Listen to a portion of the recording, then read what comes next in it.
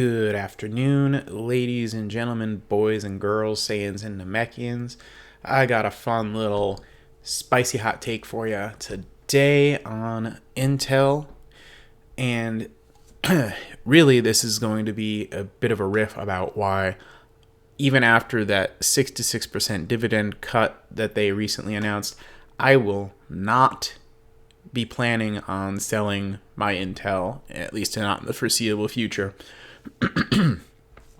So, as you can see, share price wise, they've done nothing but get battered and bruised over the last year or so. And, this is largely just because of things that kind of, from my perspective, were already to be more or less expected with what they were planning on doing. A lot of people are getting out because of this dividend cut.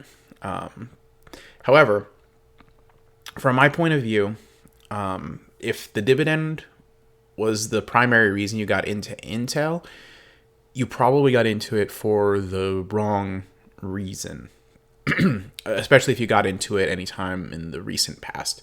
Okay, so for the longest time, it's sort of been this narrative that Intel is the dinosaur company in the in the chip making space, and AMD is gonna put them out of business any year now. And this has been the story you've been hearing for like over a decade, right? So, not only do I think that's not really the case, I think what Intel is doing now is really kind of shoring things up and ensuring that they stay competitive and on the longer time horizon, okay? So here is a little bit of just a really, really rudimentary rundown of their operating, their cash from operations and their adjusted free cash flow. All right. Since 2018. And you can see they had a banger of a year in 2020 and issues since then, right? We've had a really, really sharp drop off in demand in the, personal computer space.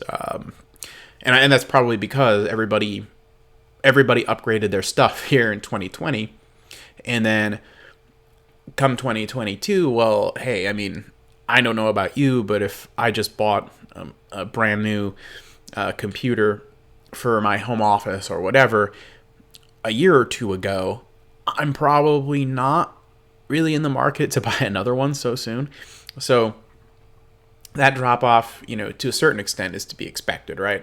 But the thing that's troubling for a lot of people is that the cash flow actually, if you can see that it went below zero here, so it's in the negatives for 2022.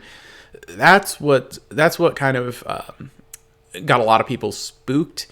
And if you think about it, though, the only thing you can do when you've got a drop so extreme in your cash flow is you can either increase the amount of money you're bringing in, which this is a sort of a lot of the business here is cyclical, right? So that's probably not feasible in the immediate future.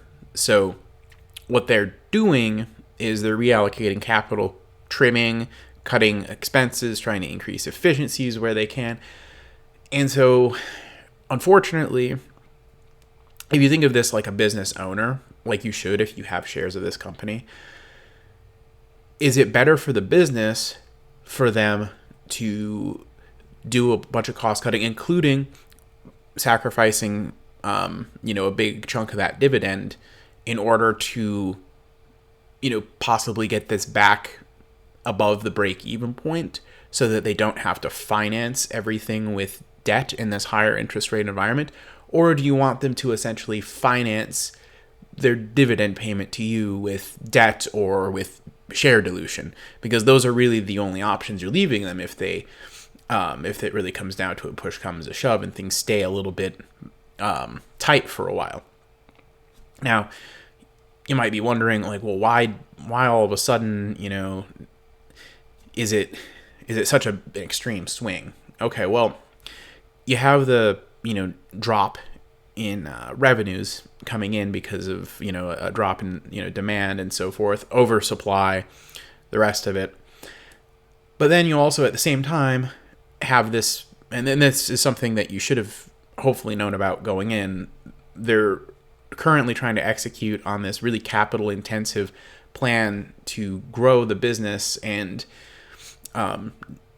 really do R&D and build out their founder business, all kinds of stuff that is very, very expensive to the tune of $42.4 billion in fiscal year 2022, it looks like.